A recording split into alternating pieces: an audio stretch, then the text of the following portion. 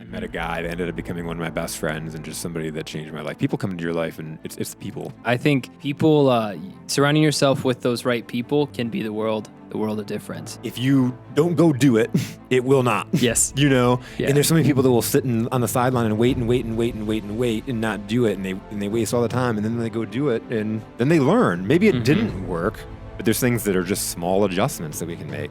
I'll be a fly on the wall of the conversation. You're like, honey, I have great news. I've been fired. Excellent news, hon. I have been let go, and I can't tell you how good it makes me feel. All right, to start the pod, I want to brew you here. Smell this coffee. Yeah. So this is our Broadcast Brew Dylan England Show blend. Does it smell good? That smells so good. Okay, so we're gonna make a French press. The one thing the only downside is when I told Taylor ground, I forgot to tell her ground for a French press. So because there's different grinds. You want to do a little coarser grind for a French press than you do for a coffee pot. So they're a little fine. So that the coffee might be a tiny bit chalky, but it won't be that noticeable at all. So are you if you rate your coffee snobbery from a level of like 1 to 10? I would say I'm an 8. 8? Okay. Yep. Okay. You like strong or like if you had to choose between like a weaker cup or a strong cup? I'm between that medium and bold, yeah. Okay. Yep. Okay, so we'll make sure there's enough in there. So if it's over strong, that's fine because then we get the full flavors versus if it's weak. Yeah, I don't know anything about the making coffee process. I was talking to Taylor. I was like, she started talking about stuff. I'm like, this is awesome. This is so interesting. Like, I have no idea. Well, you're going to enjoy a video I'm about ready to produce. It's actually almost edited. I'll show you after the podcast. But we went to Taylor's roastery and we got a whole behind the scenes video of her roasting. And I haven't posted it yet because I feel like I need to make a couple of changes. I just don't know what to do because I'm not really an editor or like a video producer. Yeah. But we're gonna grab some hot water. All right. I'm excited you get to try this coffee out. I know when I was on your show, we talked about this blend, and now you get to see for yourself how it is. So I'm excited. Excited. So, for those that don't know, Jason is a sales consultant. Is that a good sales podcast host, father, husband?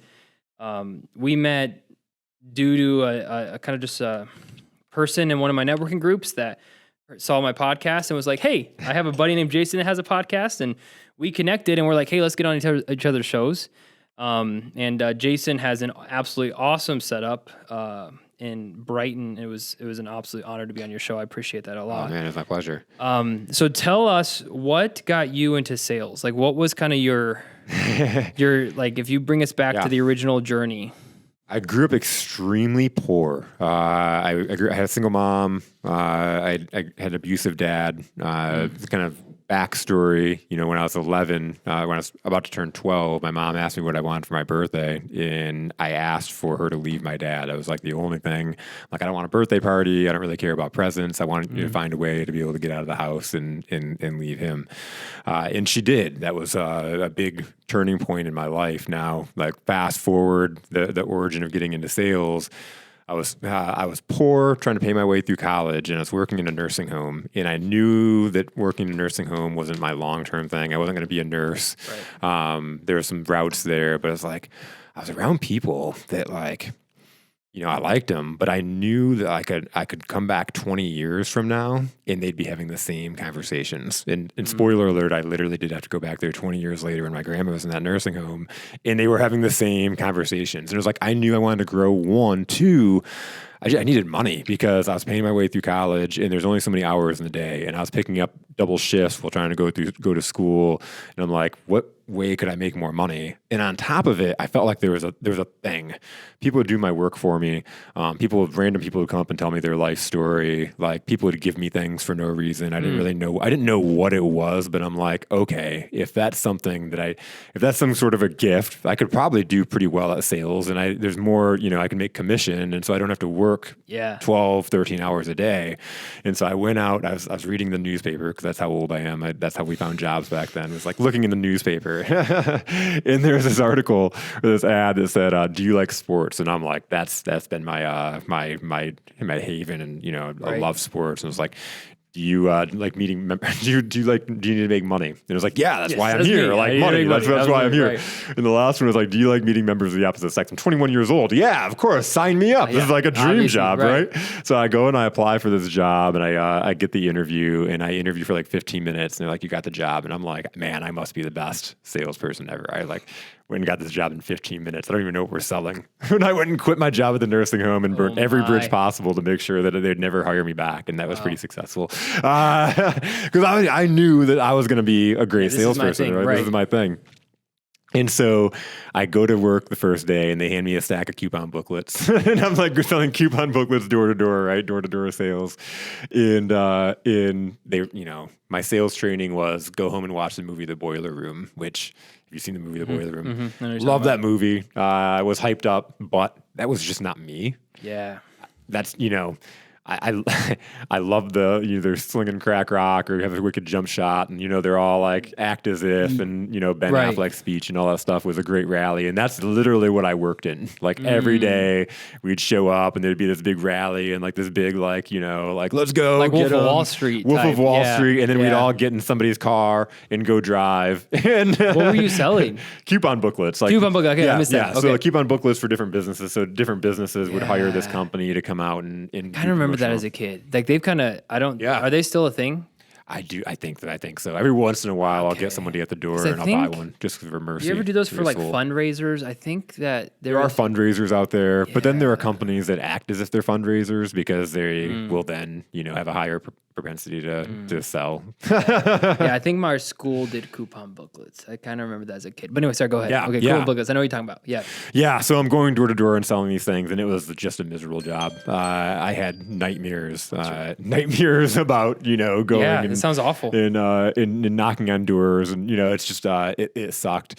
I fast forward, I was not making any money whatsoever. So then I started like getting, not only I was making good money at the nursing home for my age, like considering and you already burnt all those bridges, so that's and I'm toast. Like, that's not happening. And so I had to make this work. And I ended up finding another sales job that was not the coupon booklets. I ended up getting in the cell phone industry because my stepsister was working at this place in Flint, Michigan. And so I got this job, and I got this sales manager that was like, hey, you're a young kid. You don't know anything about sales. He was like, what I did is I'd go out and I'd shop the competitors, and I'd go out and see what other great salespeople are doing, and I'd take notes and kind of learn from them. He was like, "That I think you should do that," and so I did. I like bought into it. I was like, all right. And so I'm like 21, and I'm going out to car lots. I'm going to furniture stores. I'm going to all those sleaziest places ever. Classic sales organizations. I'm 21. I'm walking in. The car guys are playing paper, scissors, rocks over who has to go deal with me because they know that I'm not there to buy. So you just like walked in and it was like, hey, I want to learn. I mean, like what? I'd act like a customer. I'd go in and shop them because then I'd see, how are they interacting? Yeah. And I was really disappointed. Like, people suck. Salespeople suck specifically. And so I was like, man, I'm really not learning anything. And then I was like, wait a minute. If everybody sucks out here, and this is what people are getting when they come into places like this. Yeah. What if I didn't suck? What if I actually listened? And oh my God, that's actually why people were giving me things, right? And it's like, I'm very big into self-awareness and figuring out. And, when I got into sales, I had no clue. Sure. Over time, I started to like realize what it was that I gave to people that, that allowed me to be successful in sales down the road when I intentionally did it. And it was wholeheartedly listening. I have a curiosity for people, which is why I have the podcast, I do what I do. And so I would just ask people questions, and then I got good with asking people intentional questions that would lead me to be able to figure out if I can solve their problem with the thing that I was selling. And the people that you've met when you were trying to learn best sales tactics, was there any person that sticks out to you that you remember being like, wow, like this person is who I want to emulate? Or was it everyone that you kind of went to, they were like, this is all not ideal, and I could do better than all these guys? Or were there any industries or people that you're like, wow, that was good? Like, there was nowhere that I went out and shopped where I found, wow, I could really learn from this person. I was lucky that I in that same job I met a guy that ended up becoming one of my best friends and just somebody that changed my life. People come into your life and it's people. People are the greatest resources. And so while I was striking out and not finding it there, I met this guy Brock that had this air of confidence about him. Very D-type personality. He's going to go and get what he wants out of life, right? And he was probably like 20 years old at the time, and like he had. Okay, so he's younger than you. He's younger than me, and so he was a couple years younger than me, so he might have been even 19. But he just had this air of confidence about him, and he challenged me. He introduced me to entrepreneurship. Like, I didn't know what that meant. I didn't know that you could be a business owner. And then he started introducing me to people, and it was network marketing, right? And so like he was in a network marketing thing, but he got me around people that thought differently. And most importantly, he got me in a foundation of personal development. So I started reading books. I started going to seminars. I started like really committing to, if I'm going to do something, I'm going to do something really, really good. I'm going to get really good at these things. And I said introducing to people, but he just had, people were attracted to him. And so he had some of the coolest people in his circle. And so it allowed me to meet people that just thought differently and pushed me. And every single people that like our top 5 friend core group went and did something big in the entrepreneurial journey. Like one of them founded Kendrick Lamar, so it's like, it's pretty crazy. Wow. We'll have to get into that story. That sounds, give me your cup. Coffee's ready. All right. One of your friends founded Kendrick Lamar. That sounds like an insane story. Well, it's his story, but it's just one of those things. Well, I got to get him on the pod. He has to share his story. That's crazy, man. And so you sold coupon books and then you got into a network marketing, right? Yep. So I was selling cell phones and then I got into network marketing, and it was Quickstar at the time, and it's Amway, you know. Yeah, that was my guess. Yep. Yeah, but it was just getting around the people. I had a little success in network marketing, mainly because I had the right people around me. I was able to make a little bit of money on it, but it was just getting around people that thought differently because I never thought I could own a business. I never thought like that. Yeah. I think people, surrounding yourself with those right people can be the world of difference. I want to take a quick pause. So the coffee's ready. So I want you to notice, it looks light. It's so light, yeah. But it's going to be full-bodied. It's not hot. So, I mean, it's warm to hot. So enjoy. See what you think.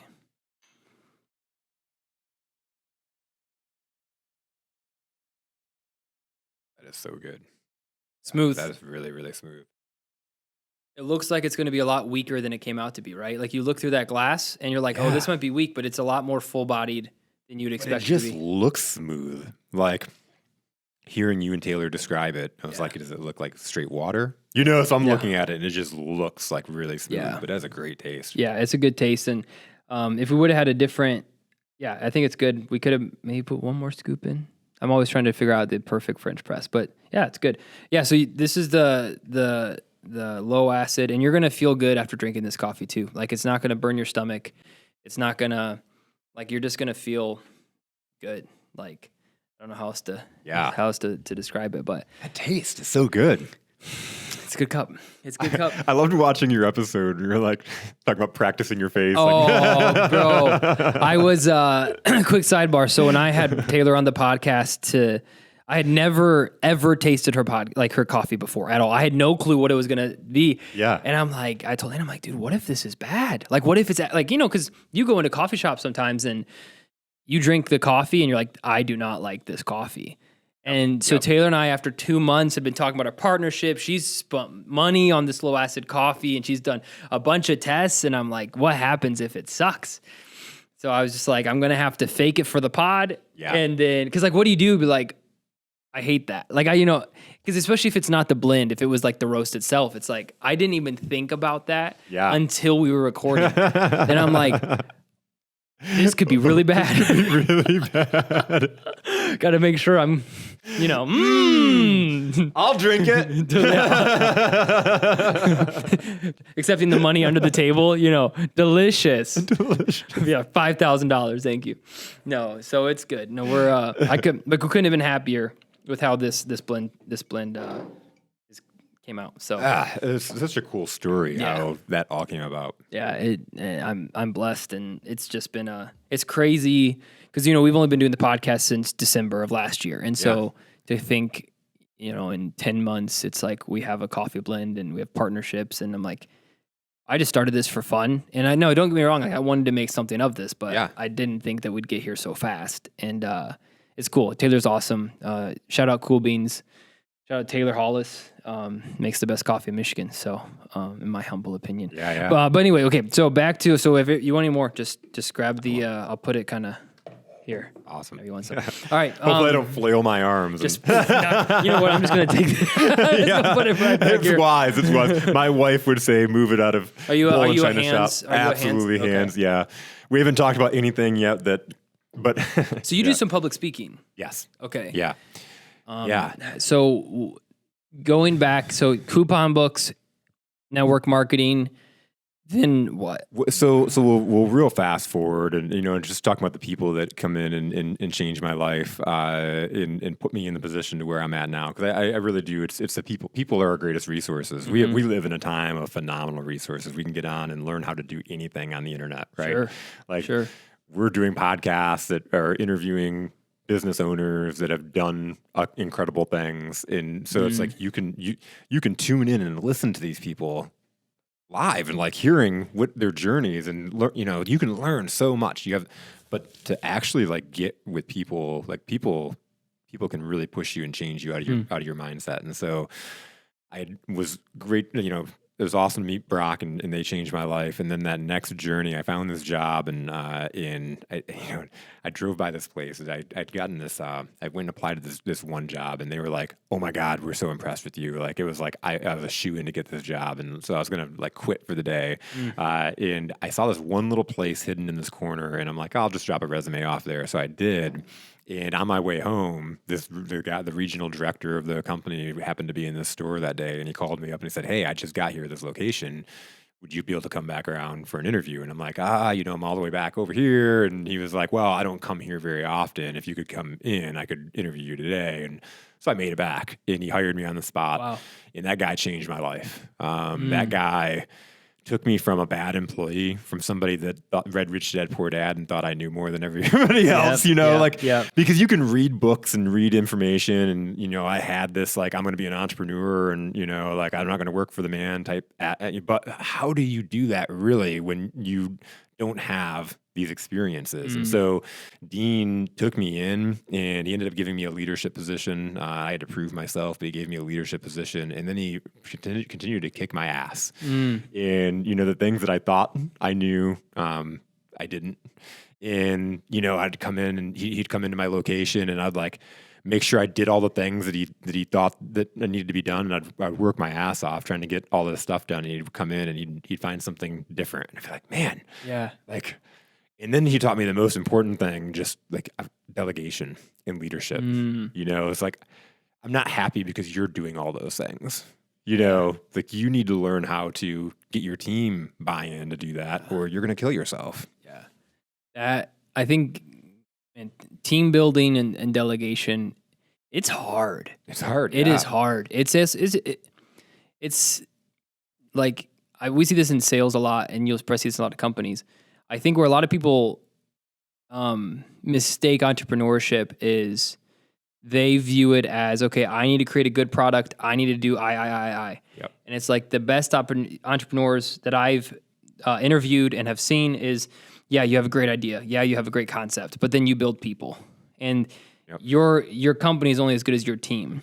And it's something that I've really struggled with is because like I like to think that I'm pretty good at sales, right? I'd like to think that I'm decent at what I do. Always can be better, always can grow more, but I can feed the family, and so we're okay. But building people, I have realized for me has been, I thought that was going to be the easy part, like, we got, it's like the common joke. If your employees are asking for a raise, you give them a pizza party, But it's like, we can do all these things and culture is going to be amazing. But then when it comes down to the actual consistency of building a team, and especially in sales when everyone's 100% commission, but if you're building a company, it's like That is learning to delegate, learning to let your employees make mistakes, learning to give clear vision is so that was where skill set. that was where he kicked my ass the most, and it changed my life, you know. And I say I didn't just wake up and all of a sudden learn how to delegate. I was taking everything on. I was afraid to ask people to do it, and then when I did ask them to do it, they always messed it up. Right? They didn't do it as good as me, and so I was like, I'll just do it. Let's do it. I'll just take it all on. Well, now I'm trying to sell. I'm trying to get my store to hit goals, because if I don't, like, I'm after bonuses. And so I'm trying to get the whole team to perform. And then I'm doing all the little things too. In my team, all they got to do is show up and sell. And I'm doing all the things. It's killing me. To go back into that, it's like trying to get buy-in. You know, a lot of times we try to get buy-in because we're forcing whatever our message is. It's the same thing on sales. We're trying to sell a product and we don't know if there's even an interest in that product, right? So what I really had to learn to do was reverse engineer. Why are you here? No, I know you need a job, but like figuring out for my people, like, what is your actual goal? You know, like I had this guy on my team and he was phenomenally talented, but he had lost his dream job. He had this dream job in the racing industry and he was selling stuff in racing, and he got to travel all over the world, and he got like special things, right? Like special perks when you get to do that, and like, you know, things that he got to do for his clients that you couldn't do at my cell phone store, you know? So he was like in this depression, and he had these talents that he was doing graphically that was in this company that he wasn't able to do there. And so understanding where he wanted to go, knowing this wasn't his long-term step, and knowing that he had talents that he was like, felt like that were going to waste, I employed those talents that he had in marketing, and he became the guy in my team that designed marketing flyers and marketing campaigns for our whole entire store. And so people went to him, and all of a sudden he had a purpose, and it picked his life up differently, you know? And so he still had to sell, but now he was creating the resources that allowed us to sell at a higher level. It's almost like part of being a good leader and delegating is not just figuring out the why of your team, it's putting them in the right place that they're going to succeed, right?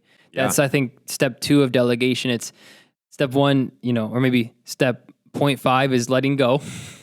Step 2 is figuring out why they're there. And then step 3 is plugging them into where they're going to be the best use of their talents. Absolutely. Yeah. Absolutely. A lot of times we just like force, you know, there's somebody who's in a role, but like, what is their unique talents that make them stand out? They'll make them even better at that role. And a lot of times we overlook that. And so as I would get to know my people, it was like, why are you here? You know, yeah, we need to make money, but what are you doing with that money? What is your long-term goal? Where do you want to get to? Do you want to work in this company, or is it somewhere else? And, you know, from my standpoint of being the internal leader, that was just one of them, kind of, I got a different response from everybody. And so people would tell me things. They still do, you know. When people hire me as a consultant, the salespeople tell me things they'd never tell the boss. Of course. You know, like, yeah, I'm coming to have a new client that I just have been with a month, and I'm telling him things. He's like, this is just news to me, you know? And I'm like, they won't tell you. What do you think it takes to get companies to have more open communication? Like, do you think the employees don't share that with the business owner because they're scared of being fired, and the business owner's personality is one that's just a hot-headed person? Or do you think it's oblivious of the owner that they think everything's going fine, and if they would ask, the employees would actually be honest with them? I think it's a combo of a lot of things, on top of, like, for lack of better terms, of PTSD of other leaders. You know, like, I had this guy, incredibly talented guy, but every time I'd go to talk to him, he'd have an excuse. Like, I'd have a conversation and I'd ask him a couple questions. Like, he ended up becoming a leader in my company for a short period, but he was a top sales guy, right? But every time we'd have a conversation about something, he'd have an excuse of why it happened. He wouldn't even be listening to what we were talking about. It would be an excuse or a reason why it happened. And it was like, why are you doing that? Like, why are you being so defensive right now? Like, you're not even listening to what I'm saying. And he was like, well, just every other time I've had a boss, you know, like I'm getting in trouble, or, you know, like when my mom would make me explain myself. And so I'm just trying to explain. And it was just a natural reaction. It took a while for us to like for him to understand that I'm just here to help you get better. Yeah. I'm not looking for the excuse. This is standing in the way. And what do we need to do in order for you to get better? Do you think that he was like that because of PTSD? Is that what you're saying? Like, you think potentially, for lack of better terms, I hate that. Like, I know, because of maybe a previous leader that he had to come up with excuses for the leader to not freak out I think because that plays into it. And I think that a lot of leaders... or it's just his personality to make himself look good. And I mean... I think there's part of your personality. I think there's part of your experiences with other leaders. And then who is, you never know. People are so afraid to offend anybody. Yeah. You're afraid to bug or offend or, that's why people fail in a lot of times. Communication, period. If we could learn to communicate better, all of our problems would be solved. Yeah. Yeah. Leadership in sales is not a problem as long as you can communicate. Yeah. Listen first. If you could learn to listen first, process, and then respond versus we live in a world where people respond before they even listen, and assuming so much and so many aspects of life. Yep. It actually reminds me, I was thinking through when you said bad leaders and good leaders. I have a crazy, crazy story. So my very first job was Steak and Shake. Yeah. Yep. Okay. Yep. And I went to, so just a little bit about me for the people listening. Sheltered, very grateful for it. Went to a Christian school, very grateful for it. My dad was a principal at the Christian school. Loved it. Loved every second of it. But growing up in that environment, I wasn't privy to just a lot of the normal things that a lot of kids were that went to public school, whatever. So was 16 and a half, applied for Steak and Shake, got the job, wanted to be a server, I guess, because, I didn't want to cook food, but I had decent people skills. Yeah. First day at the job, the guy's name was Doug. He was the general manager of Steak and Shake. First day of the job, I walk back there and he is just cussing up a storm. He is cussing someone out. F this, F that, F. And again, coming from me, I think I probably heard the F word 10 times in my whole life. Coming from a Christian school. Yeah. Oh my God. So I'm just like, whoa, boom, boom. Like, it's like a punch in the face every single time. And then somebody showed up with a little bit of scruff and he literally gave them a razor and made them dry shave. I'm not kidding. He made them dry shave. And he looked at me and he's like, if you ever come here with stubble, I will effing make you shave your face with this used razor. And I'm like, God, I'm pretty, I'm just like this 16-year-old kid. I'm like, yes, Doug, okay. And I just remember like he ran this Steak and Shake like a Nazi boot camp, but then he didn't listen to anything he told anyone else. So he would have stubble. He would show up late. Kidding? He would show up kind of drunk. Oh my God. It was just the craziest experience. So then he gets fired. Okay. Yeah. We had an interim. So who was one of the managers? How do you have conversations and tell somebody they have to shave when you? Oh no, I do. I mean, it was. How do you do that? It was unbelievable. It was because I just didn't know any. I'm like, oh, this is the workplace. Yeah. For me, it was like this is the public, this is the workplace. I'm just going to be a good light and love people and try to show Jesus to all these people. I just didn't, and so I just didn't know any better. Jesus, sir. Yeah, he does. He does, and he did. So then the next guy moved up, and it was the same thing because Doug was his manager. Yeah. And then it was we went through 3. Then a guy named Michael came. Michael was really cool, but he had these these temper flare-ups, whatever. But he was a good dude. And then he left to go help run the Hollywood Casino, which was the first casino in Ohio. So I'm like, great. And then this guy named Brad came in. I'll never forget the first experience I had with Brad. So I'm a 6'2" high schooler. This is also back before I was fat, Played basketball. I was a 6'2" athletic looking person. Okay. Big dude. So I'm putting in someone's order. Right appears behind me this short, white, scrawny dude. Okay. Thinking he's a customer. But he's behind the counter. I'm like, oh, hey, sir, how can I help you? This is for employees only. Can I help you with anything? And he's just like, I'm your new boss. And I was like, can I help you with anything? I didn't know what to say. I was so embarrassed because I thought he was a customer. So I was like, can I take your order? Can I do anything? He's like, no, I'm your new boss. And Brad was the first mentor that took me under his wing. And when he took over that Steak and Shake, we went from being one of the worst rated Steak and Shakes to being one of the top Steak and Shakes in the nation. Difference in a leader. Top down, he showed faith in me. He was the person that was one of the first people to tell me you can achieve if you put your mind to it, you can do whatever you want. Like he was, and I don't want to get anyone in trouble, but he was helping me stay at that career and making sure that I had the funds needed. And so like he would put me in trainer roles early because he knew I could train before having to go through all the corporate crap. Awesome. And Yeah. he just believed in me 1,000%. Even like when I went to college, I'd come back in the summer and he would just be like, "Hey Dylan, I know you haven't worked here in a year and a half, but I need someone to run the store." I said, like, I didn't work there for like a year. And he's like, "Hey Dylan, can you please come help out?" And I'm like, "Sure." So I just was a manager for a day. Hadn't worked there in a year. I don't even know if I was still in the system. I just showed up with my steak and shake apron and we ran the store for a day, but that was a relationship we had. And that was, and so anyway, I say all to say like, man, if you're a leader top down or you're hiring leaders for your company, it is amazing the difference of an experience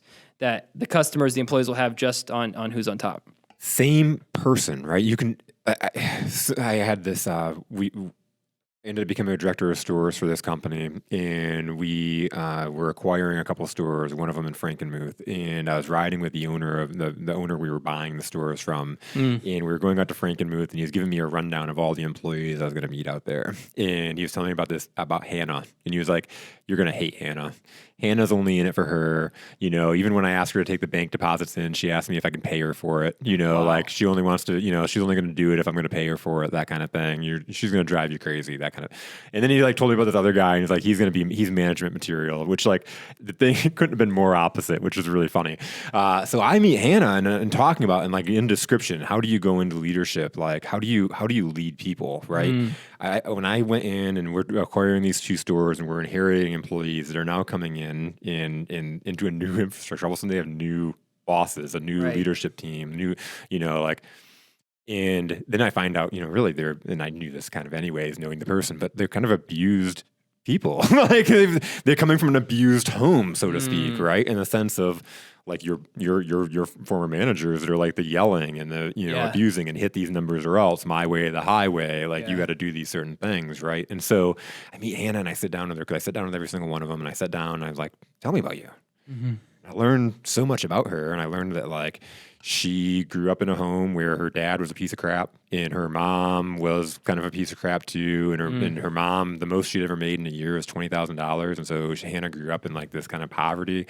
But that year before at the cell phone store, even though she had kind of a crappy boss that didn't believe in her, and even though this guy thought that she was like not a very good employee, she made $46,000. So she made more than double what her mom had ever made in her best year. And she was so super proud of that. And I'm like, the more I talk to her, I'm like, she is a lion.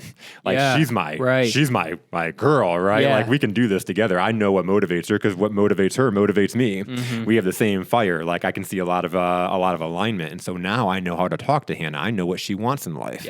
She wants to succeed, right? She wants to be better and create a better life for her and herself than her kids, than her parents did, for her. Exactly.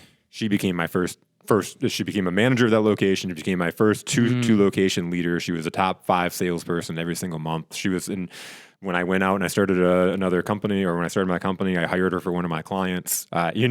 She's phenomenal. Same person, different leaders. All because of a question. All because of questions. Yeah, you just asked what motivated her. And, for the manager to say, "Oh, she's terrible because all she wants is money." Well, her mom only made $20,000 a year. Yeah. This kid is just hungry. And he missed that. He completely missed that fact. It was coming across as selfish and disingenuous. But in the fact, she's just actually like, my time's worth something. Like, if you're going to take me away from this, it's amazing, the filter of just asking questions. With some people. Well, because then once I know what her motivation and mindset is, I can teach her different perspectives and how to make money at a different level, right? It's not about making $5 to go to the bank or whatever you make, whatever we're paying you to go to the bank, Covering your gas. There's ways that you can make way more money than that, and so let's do that and develop you. And so, that's when you change people's lives like that, when you can come in, and I always wanted to give it back because that's what Dean did for me. The people that entered my life changed my life. I wouldn't be here right now, in the roles that I'm in, in life, if it wasn't for those people.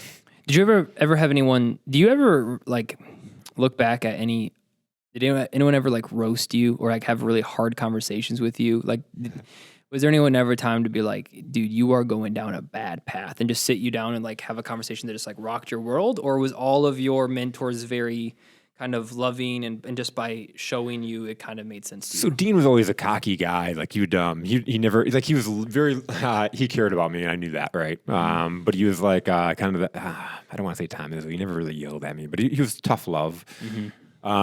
This is a good example of kind of what you're asking for, and this is the moment that changed my life really forever. I was having a lot of success.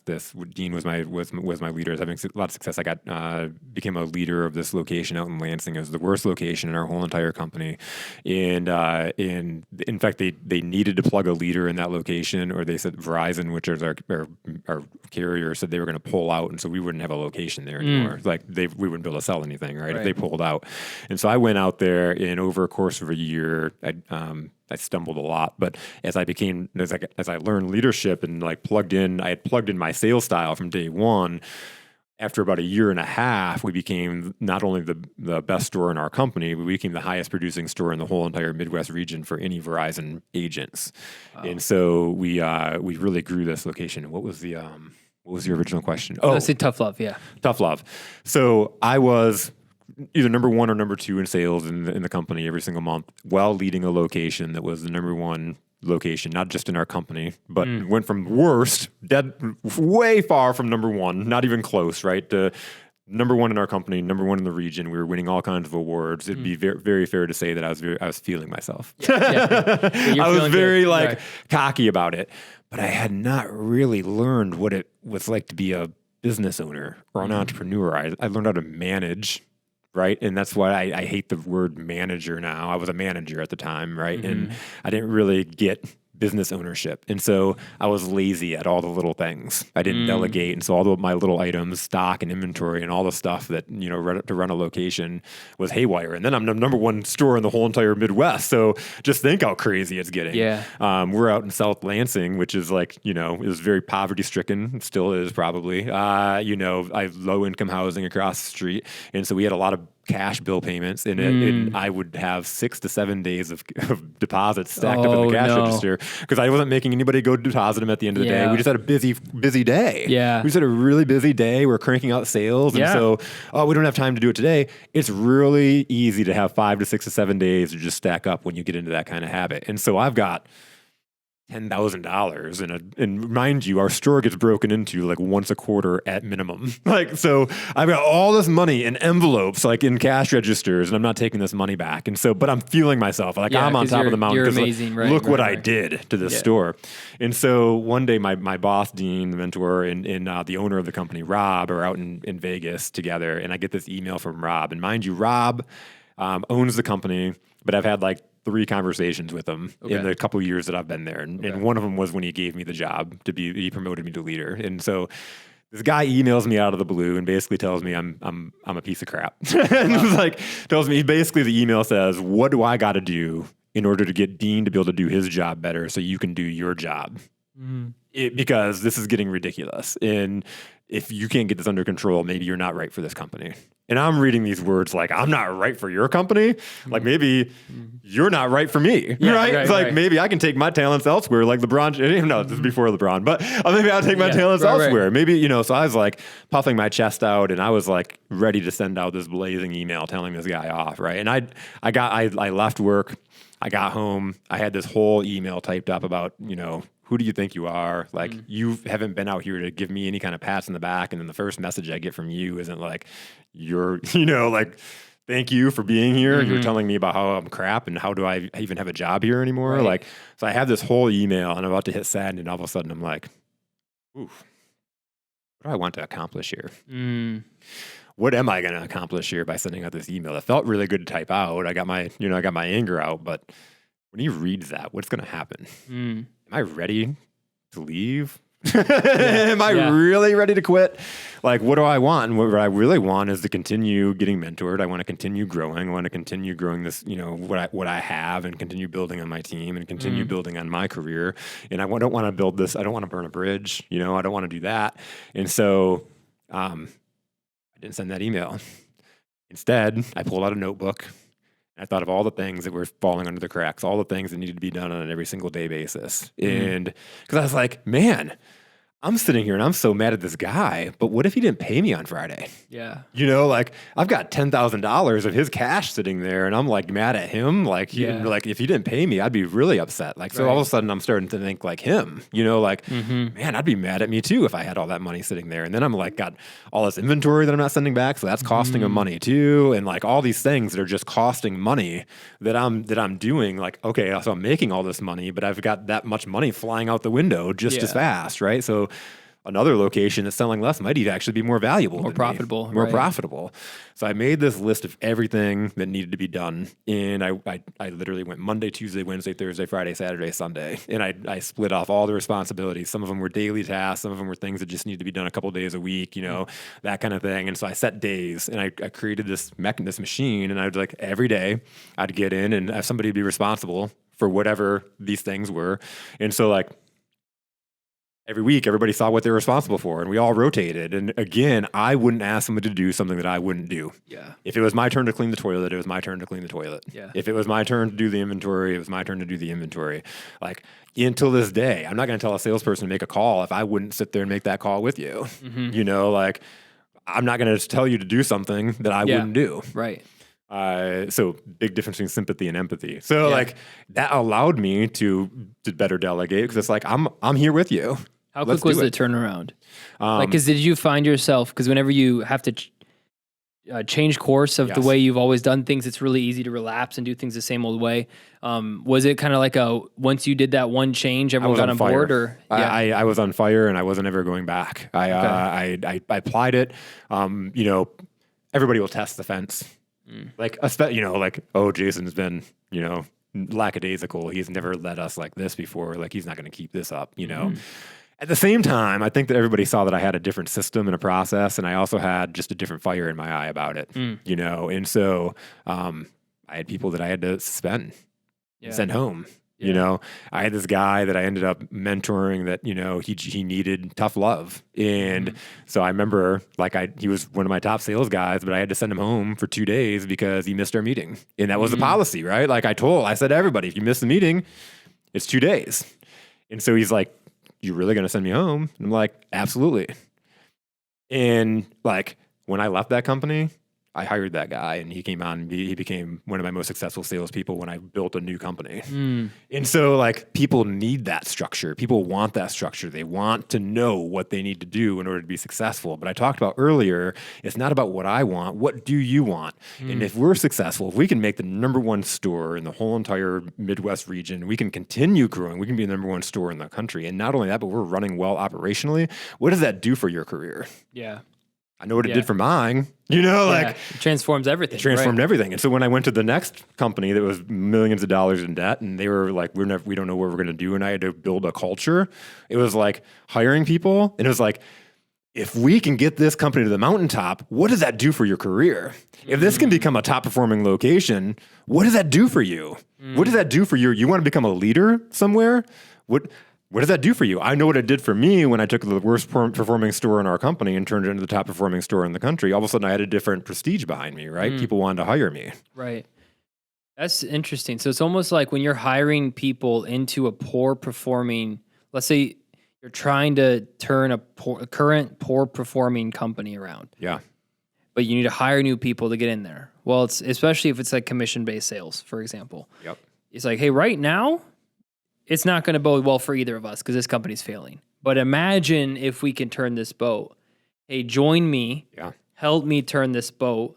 And like, I'm going to paint the vision for if we can get over here. Like, is that kind of what you're saying? Absolutely. That's a genius way to hire. They were bought into the cause. Yeah. Yeah.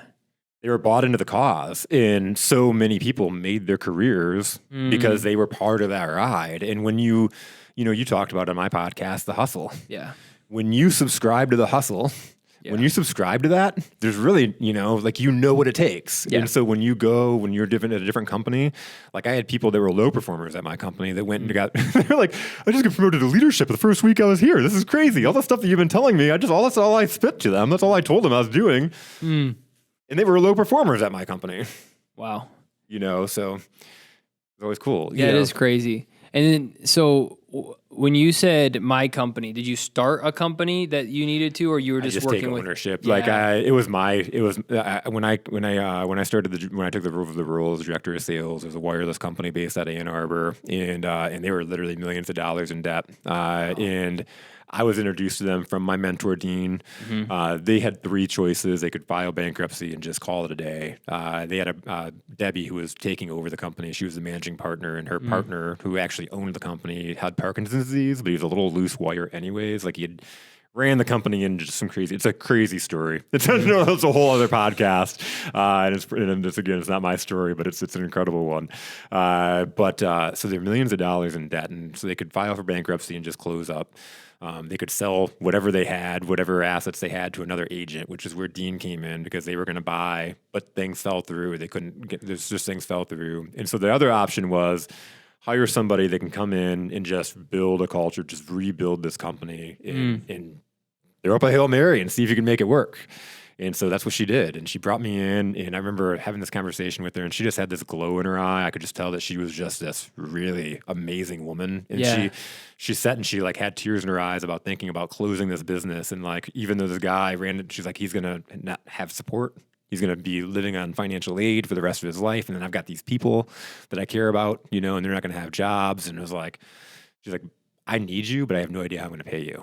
And so I looked at all of her numbers, and I was just confident because I knew I could perform, and I knew I could teach other people because I had done it in the other role.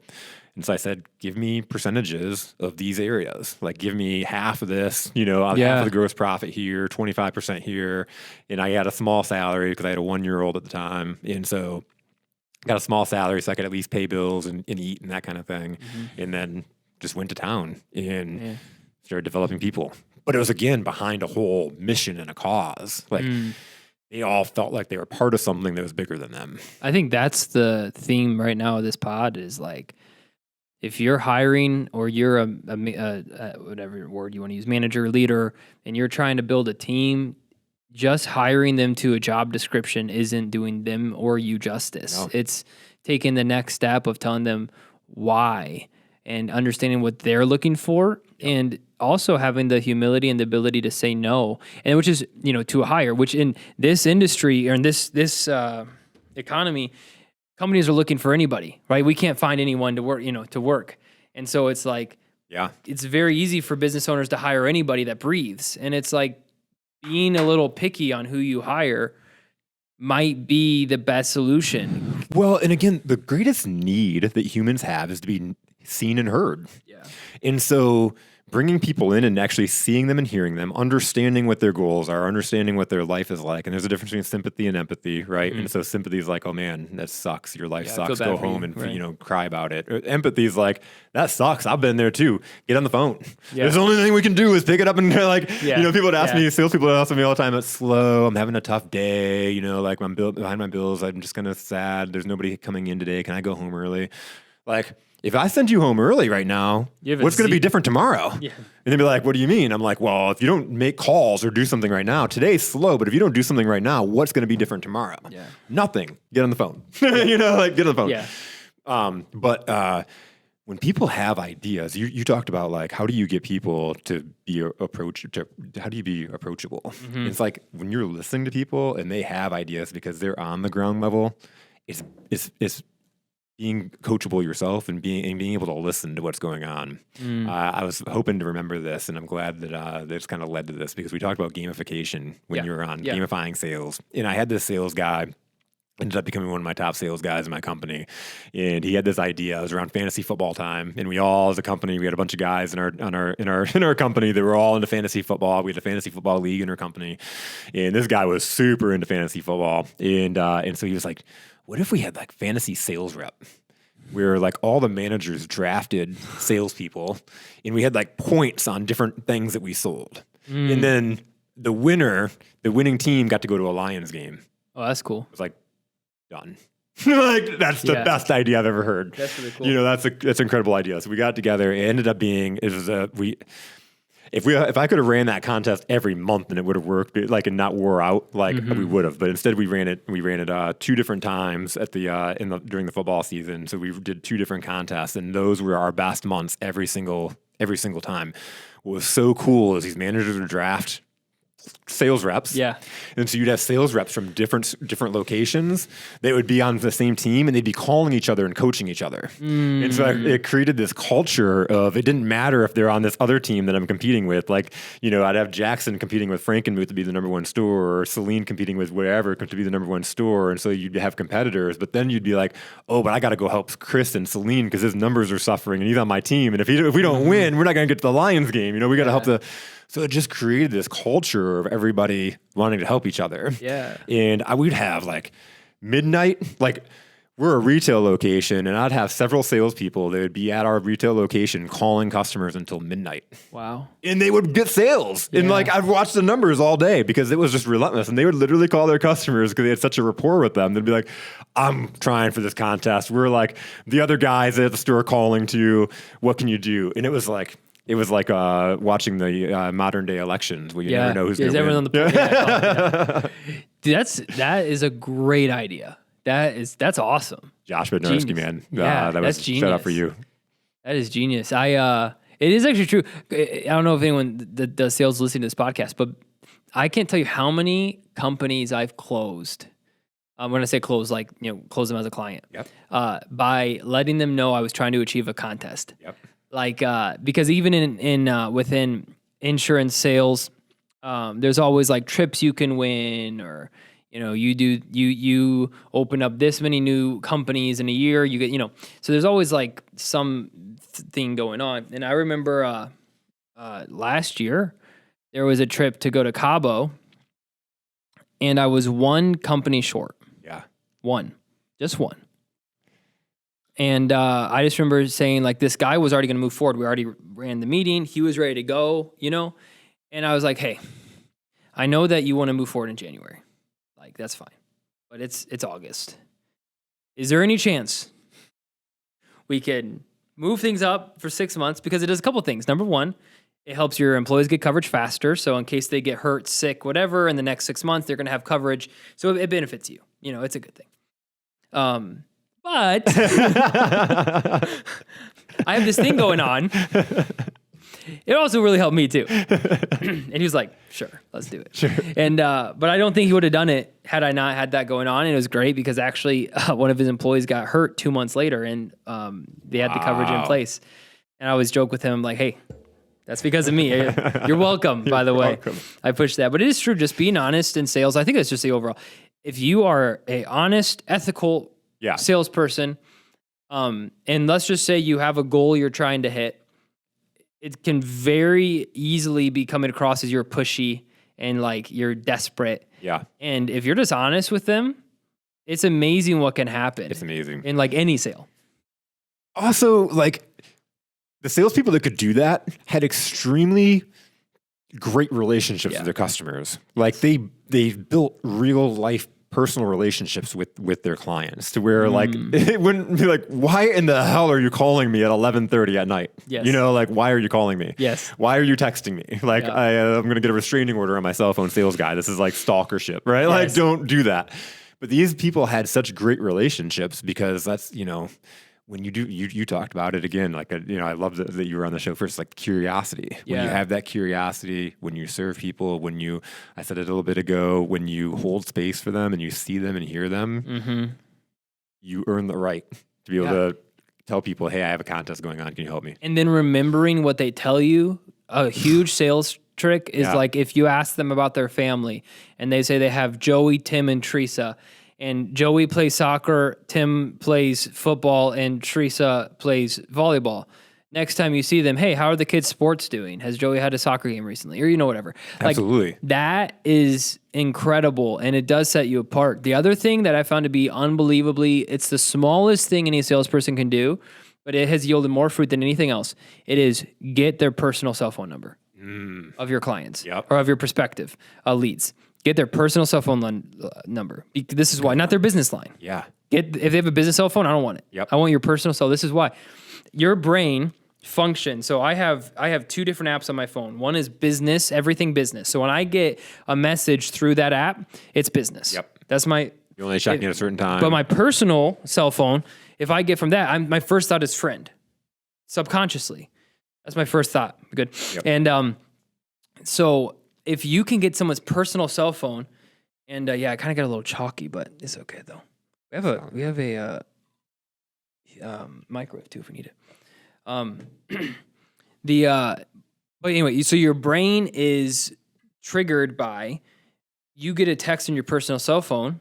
That's a friend. That's not a business contact. Yes. That's not a business email.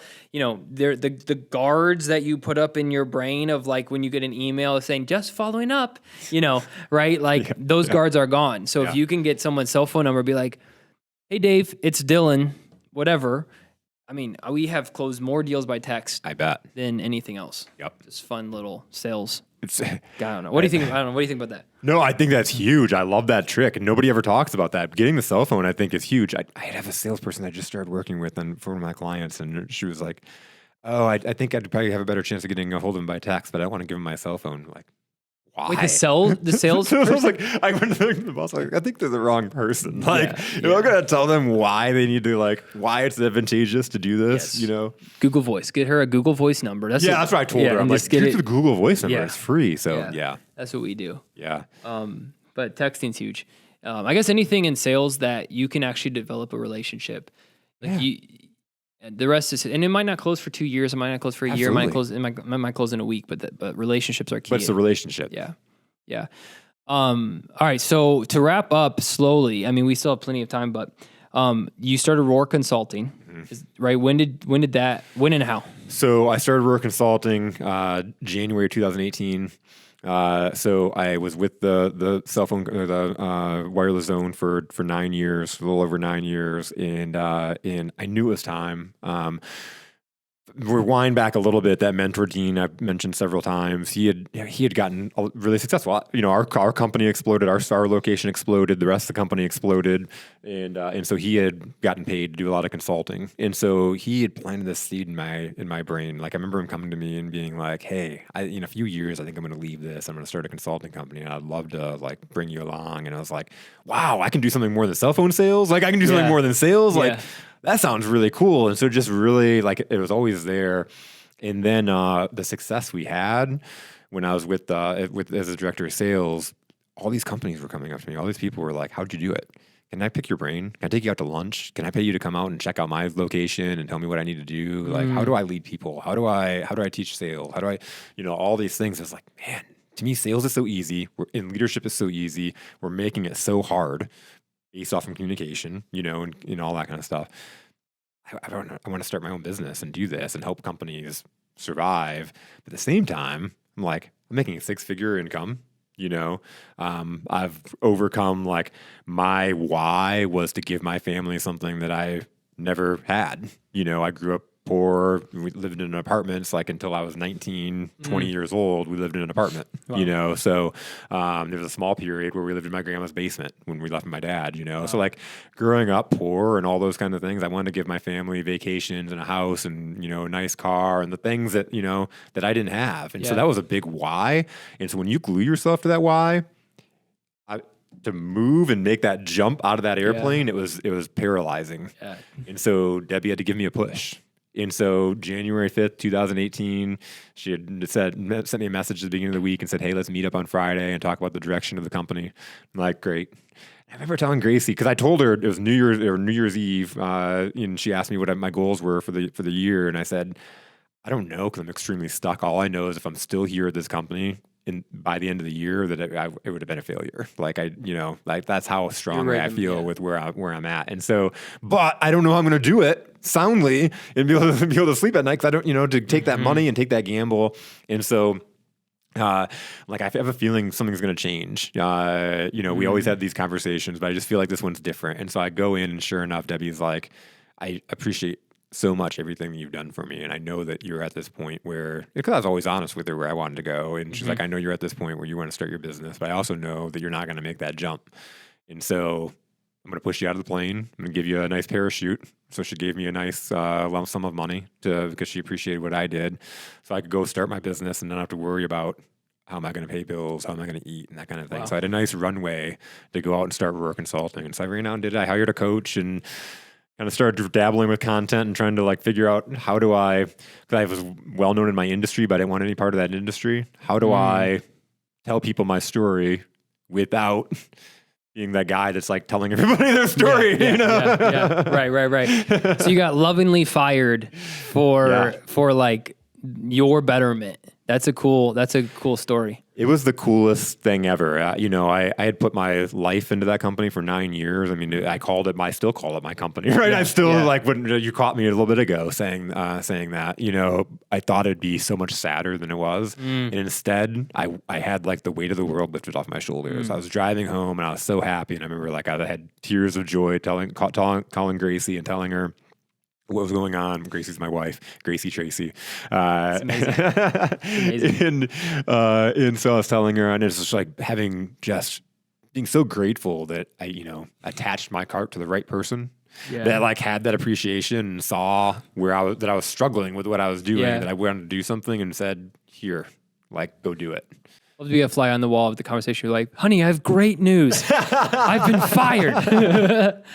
Excellent news, hon. I have been let go, and I can't tell you how good it makes me feel. That's awesome, man. It was awesome. It was so awesome. She was selling Harleys at the time, and she went out and she killed it. But at the same time, she worked for a company with a horrible culture. She was this female that was killing it, crushing it, this #1 salesperson for the company, and it kind of, I think, emasculated some of the male leadership there. And so we're in 6 months into my business. Things are not cruising. I've gotten, you know, I did a lot of planning. I've met a lot of people. I've created some content. I've did some stuff. But it's just like really like I'm stringing $250 together at a time, you know, kind of thing, and trying to figure it out. And every day my bank account is dwindling. My grandma dies, and my grandma was like a second mom to me. I mentioned how we lived in my grandma's basement for a while. She was like a big catalyst in my life. And so my grandma passed away. In that weekend of my grandma's funeral, my wife gets fired from her job. Man. Because she didn't make 20 calls on a Sunday because she sold 5 bikes on a Sunday. It was just an excuse. It was an excuse. They had to set an example, and Gracie literally posted that she was leaving, and she had like this outpouring. She tagged in the location, and this outpouring of people that said they were never going to go back to that location. That location closed down within 6 months. Wow.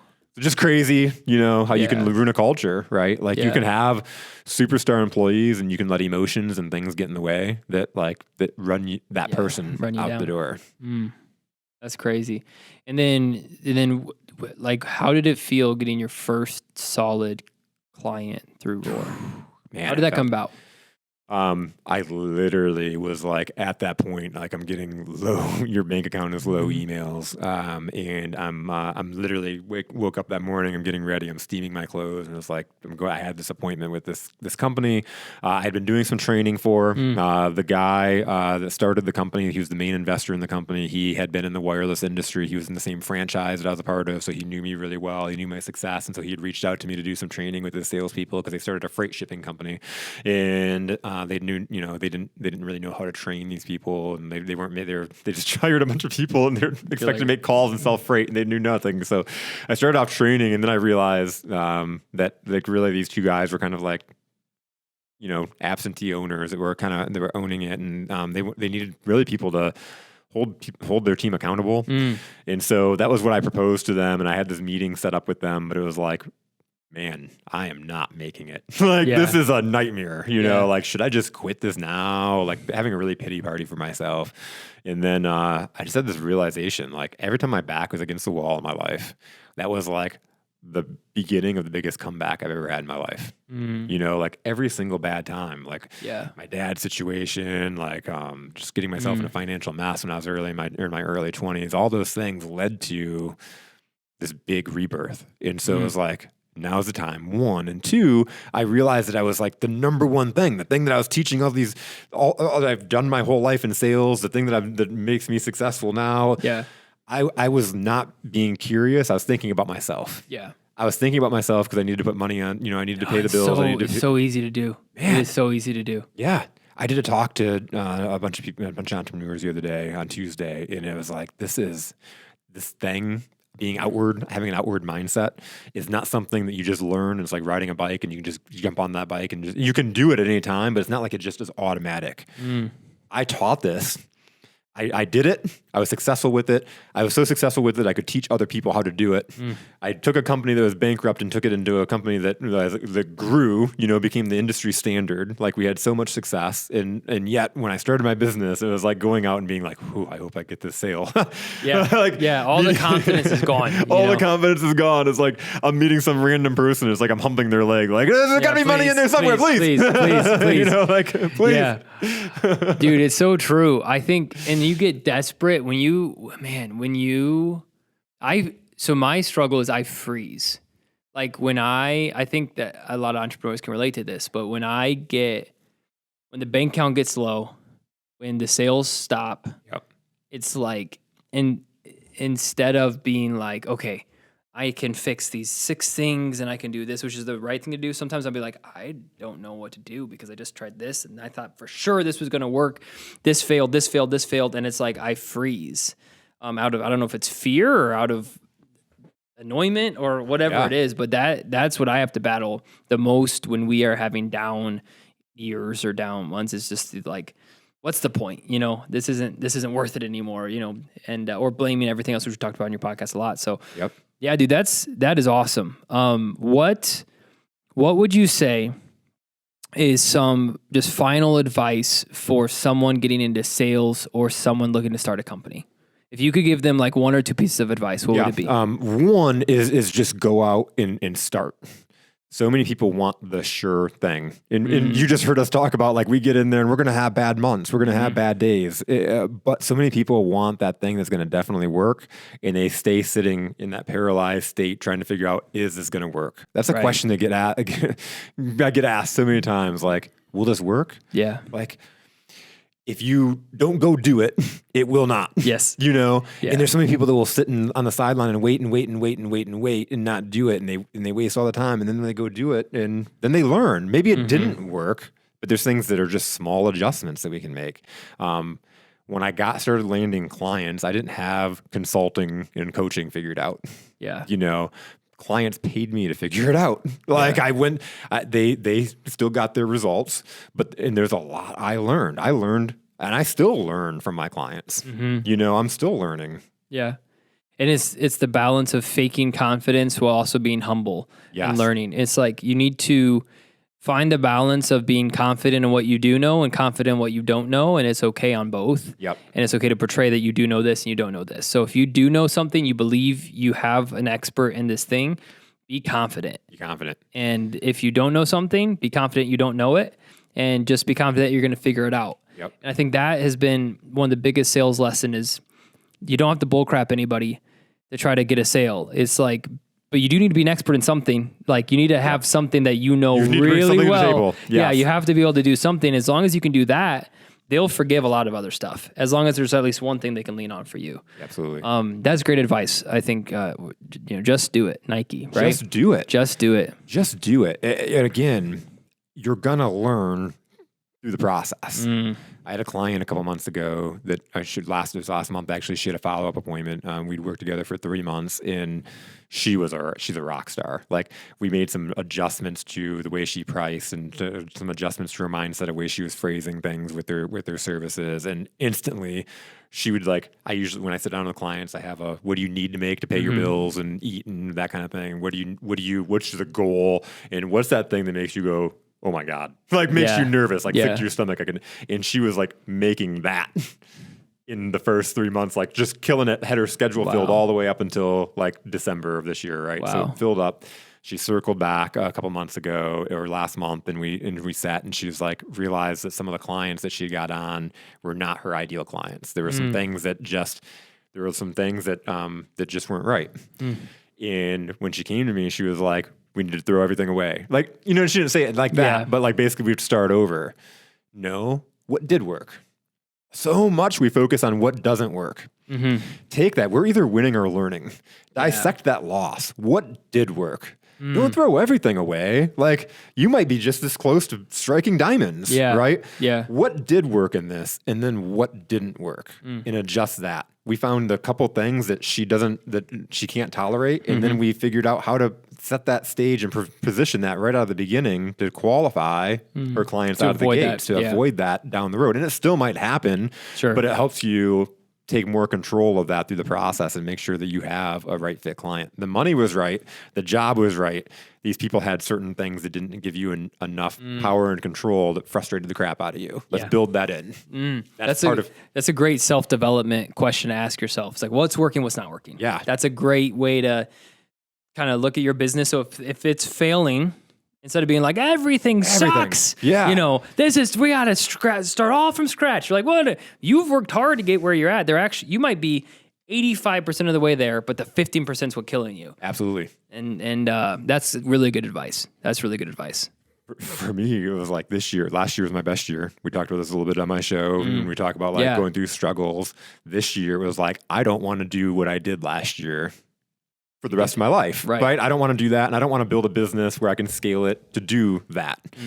What I do love is the podcast. There's like stuff that I really love to do, and it's like I had to like take some steps back in order to really figure out how do I transition the things that people keep coming up to me and talking to me about without me even having to sell. Like people come up to me all the time with conversations about the podcast or these clips or how can I meet this person or how can I promote myself, and it's like, there's this constant signs that I need to be doing something that's even more elevated from what I'm doing. Yeah. But your business mind's like, ooh, how can I monetize this? And how can I do this? And how can I? Because you have to. Yeah. I could sit and podcast all day. It's not, we're not doing this for nonprofit. Exactly. Right. And we should do a separate podcast talking about creative ways to make money, like brainstorm creative ways to make money on a podcast. Absolutely. Because I know you have a lot of thoughts on that, and you've already done some, and I do too. That could be a fun listen for people. So like as you and I grow in our podcast journey, do like a year check-in and be like, hey, what's changed in the show in like a year? That could be a fun episode, different from the norm. I think out of that too, to say is like, connect with other people and don't be afraid to connect with other people that are doing things that are similar to you. I have an abundance mindset I connect with other sales coaches and I've brought other sales coaches on my show, because it's like, I'm not going to connect with everybody, but also we can learn from each other. Yeah. The moment Jason Hill connected us and we had a conversation, it's like, I remember it was like, bro, let's keep in touch. Like we're doing this together. Like we're in the same thing together. Right. Like we can share ideas. And then, man, you shared the coffee idea and I'm like, holy crap. Like that's a really good idea. That's a good one. Yeah. It's when I talked to Taylor, I'm like, hey, I shouted you out on the show. I think you're going to be getting a call from a interested person. I said, but I always have to be your favorite. I was like, if you work with any other podcasts, okay, I was your first one. Absolutely. And I'm your favorite. Don't go find another podcast that excels. And she was laughing. I'm like, no, I am your favorite, not Jason. I love it. Yeah, dude, I think you're right. And there's enough listeners for two podcast guys to get together and help each other out. And what's cool is like in the abundance of how many great entrepreneurs are out there, we have not had any cross guests, which I find is mind blowing to this point. That is crazy. Well, I've also only done like 15 episodes. Okay. So fair enough. Yeah. There'll be a point where we will for sure. Yeah. And I'll connect you with people because again, people that are on podcasts, they want to be on more. Yes. And you have a quality, awesome podcast. Appreciate that. Especially people that own businesses. It's marketing for them, and people that have good stories just love sharing them. So, I don't know if people realize how valuable this content is. And it's like the biggest thing, I don't know if we talked about this in my episode, but it's kind of my biggest rally right now, and where I see an opportunity to solve a problem and monetize the podcast recently is like being able to create those clips for people, because they get on an hour podcast and think that it's going to be, hopefully people listen to this and you're listening to this whole podcast and you're like, hey, Jason's a cool guy and I want to reach out to him. Not the majority of we have short attention spans. And look at TikTok and Facebook Reels and YouTube Shorts and all that stuff is catering to that stuff. We can just go like this. There are people that listen to the full podcast. There are people that go on drives or they love listening to podcasts. But then there's just an audience of people that are just flipping through the content. And what better way to get to know an entrepreneur than a 30 to 60 second clip? Yep. For me, it's like 95.5. So I view my my core audience is the ones that a podcast drops and they listen to like at least 20 minutes. Yeah. Like they're the ones that are like, I'm want to get into the flow of the conversation. I enjoy the style of the podcast. Those are kind of like my core listeners. Those are the ones I really care about, if that makes sense. Like because if anyone can watch something for 15 seconds. Great, cool. Yeah. And then it's like, okay, well, stage 2 is when I make shorts, the people that are liking and commenting. Okay, well, then it's like I want to focus on that next, and seeing how I can get the best content in 15 to 30 seconds or 30 to 60 seconds. But you're right, like 95% of my views are from like 15 to 6-second clips. Yeah. Like it's if YouTube didn't have YouTube Shorts, it would be, because I get 50 to 300 views an episode. Yep. Okay. Yep. And then you have some that hit really. Yeah, and good. then some that I've done, 600, 700. Yep. But for the most part, it's 50 to 300. Yep. So if I hit 200 views per episode, I'm thrilled. Yep. If I hit under 200, I go back and I'm like, was it content? Was it title? Was it thumbnail? Was the time that I put it out? Yeah, was the time that I put it out. Then I overanalyze and I get really angry. I get really angry. But then it's like, well, it's okay, because it's like I'm going to cut this up in 30 different shorts, and people are still going to be able to get the content out of it, even if they don't get the whole podcast. That's okay. But man, it's like, we've done 200,000 views on YouTube this year, and it's like 195,000 have been from YouTube Shorts. Yeah, the shorts are. Yeah. It is sad a little to think about how bad our attention span is. My wife, oh my goodness, it's funny. Like the one pet peeve I have, and I love her to death, but the only pet peeve I really can think of in our marriage, which is amazing, is she never finishes YouTube videos. So she'll watch a YouTube video and there'll be 15 seconds left. 15 seconds. And she'll like move on. And I'm like, it wasn't done. like they were giving the outro. She's like, I was bored. I'm like, but watch time. I'm like, help them. But it's just funny. She's like, oh, I was just done. You know what that does to their I was like, that helps them so much. But she just moved on. Like she's already, checked out. And I'm like, I will watch a video until it's like the suggestions pop up. Yeah, you know what I mean? Yeah. But for her, she'll be like, okay, I'm done. And I'm like, the story wasn't even finished.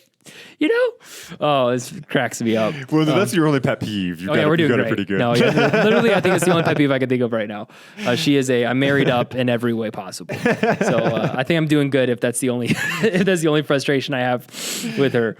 Well, dude, I appreciate you coming on the show. Oh man, it's my pleasure. I thank you for making the drive. It's probably an hour, 10 minutes, hour, 20-minute drive. So thank you for coming out to Taylor. Guys, if you want to check out his podcast, I will include it in the description. Look up Roar Nation on YouTube. Roar Nation on YouTube. He's had some killer guests, namely Dylan England. That guy killed it on the show. He killed it. No, he had some great guests. He has tons of content. He's recorded over 100 episodes. So you will 133 this week. 133. Yeah. So guaranteed, you will find an episode that is something that you're interested in, a story that you're interested in. Jason does an amazing job of really trying to get people to share their story. So if you're an aspiring entrepreneur, they're going to love your show. I love what you're doing, Jason. I love the fact that you've built in a community on Facebook. One cool thing, shout out to Jason the other day, and then we got to wrap up because we're running out of time. But Jason posted a picture, and literally Jason was working out, and this lady walked up to him, and she was like, I'm listening to you right now on the podcast. And it was our podcast. Yeah. And I literally, when you posted it, I'm like, Jason's a freaking celebrity. I'm like, he's made it. I'm like, that is crazy to think that you're working out and some lady, 20 treadmills over there is just listening to your voice. Cool. That is awesome. It's pretty cool. It's pretty cool going on. Like I told you yesterday, I ran somebody that came up and I'm like, I have no idea who they are. And I pride myself in knowing people, remembering people and conversations. And it's like, it's getting big, but that's what it was. Like the late great Colonel John Hannibal Smith said, I love it when a plan comes together. Yes. I don't know. He passed away. Did he pass away? He passed away maybe a couple years ago. Yeah. The A-Team I haven't watched or haven't followed the A-Team. No. Speaking of people, did you see that Chandler from Friends died? Yeah, man. It's crazy. That's crazy. Yeah, sucks. But anyway, okay, what a good way to end the podcast. If you have made it the hour and 10 minutes, thank you for staying in. Definitely make sure you subscribe. Check out our coffee. If you haven't yet, I will include the link. It is very good. It is delicious. Yeah. He drinks it. Yeah. And so let us know if there's anyone you want on the show. Follow us on Instagram, Facebook, all that stuff. I will also have Jason's socials as well for people to go follow you on Facebook and all that stuff as well. So Thanks for coming on the show, dude. I appreciate it. And we will see you guys on the next episode.